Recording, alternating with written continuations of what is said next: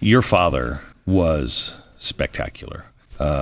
Big fan of your father. The speech that he gave when he found out that Martin Luther King had died is probably the best speech and the bravest speech I've ever seen any politician give. Must be hard to be his son.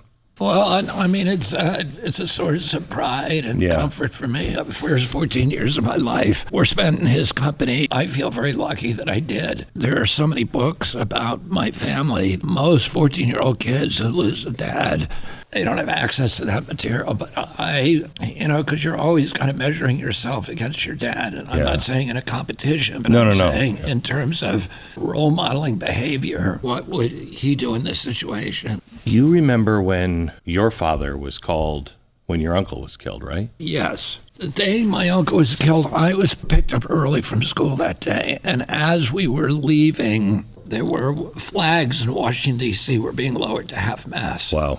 When I got home, my father was walking in the yard with John McCone, head of the CIA.